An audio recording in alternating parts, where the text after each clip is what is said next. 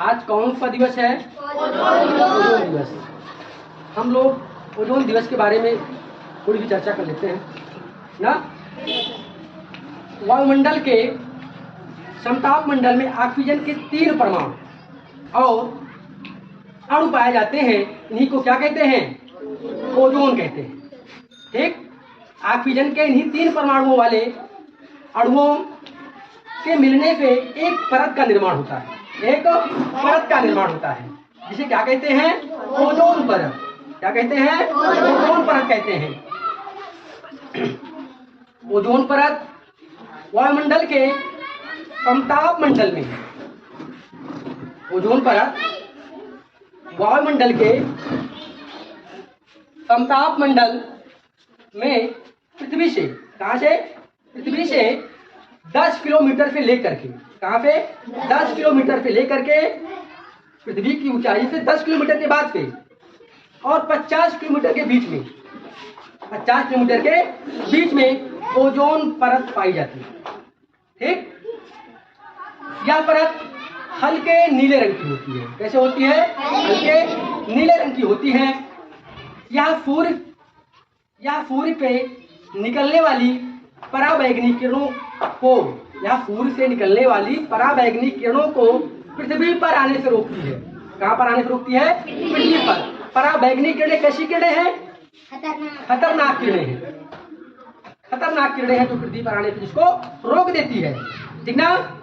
अर्थात जो किरणें खतरनाक होती हैं उसे यह पृथ्वी तक नहीं पहुंचने देती है।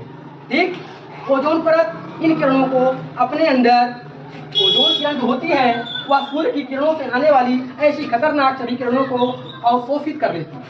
अपने अंदर क्या करती है? अवशोषित कर लेती है। ठीक, जिससे पृथ्वी पर देखो जितने भी जीव जंतु हैं, हम लोग हैं, पशु पक्षी हैं और भी जानवर हैं ना, उसे क्या करती है? सुरक्षा करती है। क्या करती है? सुरक्षा करती है। परंतु पिछले कुछ वर्षों से मनुष्य इस पृथ्वी पर इतने रसायनों का प्रयोग कर रहा है, इतने क्रियाकलाप कर रहा है जो ओजोन परत का क्षय हो जाता है। ओजोन परत की कमी हो जा रही है। ठीक, ओजोन परत का नुकसान हो रहा है, जिससे आने वाले टाइम में क्या हो रहा है। अब बात हम करते हैं कि रसायन से ओजोन जो कम हो रहा है वो किसके कारण हो रहा है? क्लोरोफ्लोरोकार्बन के कारण। क्या निकलता है उसमें? क्लोरोफ्लोरोकार्बन। इसका प्रयोग किसमें होता है? क्लोरोफ्लोरोकार्बन का आपके घर में फ्रिज है ना, और आपने देखा होगा अग्निशामक यंत्र जिससे हम लोग आग बुझाते हैं। लाल लाल डिब्बा देखे हो ना, डर रखा है। इन सब में CFC क्लोरोफ्लोरोकार्बन का प्रयोग किया जाता है।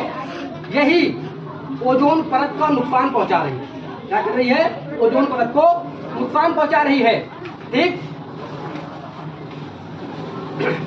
क्लोरीन और फ्लोरीन युक्त कार्बन ऐसे यौगिक हैं जो रासायनों के कारण, इन्हीं रासायनों के कारण ओजोन परत में छिद्र कर दे रहे हैं। क्या कर दे रहे हैं? छेद कर दे रहे हैं। इन्हीं छिद्रों को ही हम क्या कहते हैं? ओजोन छिद्र कहते हैं। क्या कहते हैं? ओजोन छिद्र कहते हैं। ठीक, अब हम जानते हैं या हम सीखें या जानें कि इन ओजोन का जो यह छिद्र है अगर बड़ा हो जाएगा तो हम पे क्या प्रभाव पड़ेगा, हम लोगों को क्या नुकसान होगा ना। तो आप लोगों ने या इस बाहरी अंग को क्या बोलोगे? जो आपका दिख रहा है बाहरी अंग, क्या बोलेंगे इसको? सबसे बड़ी शरीर का अंग, सबसे बड़ा अंग क्या होता है शरीर का? शरीर का सबसे बड़ा अंग कौन सा है? त्वचा। क्या? त्वचा। सबसे बड़ा कारण सबसे नुकसान किसको होगा? त्वचा को होगा। किसको होगा? त्वचा को। हमारे शरीर में या त्वचा का कैंसर हो जाएगा। क्या हो जाएगा? कैंसर। और त्वचा की अन्य बीमारियां बढ़ जाएंगी।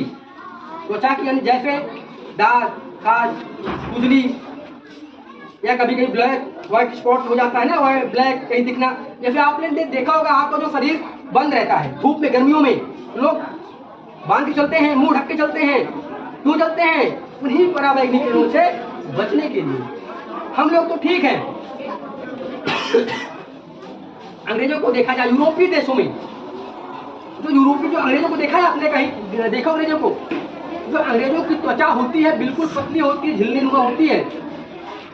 हम लोग तो एक भारतीय जो एशिया के रहने वाले मोटी चमड़ी के होते हैं।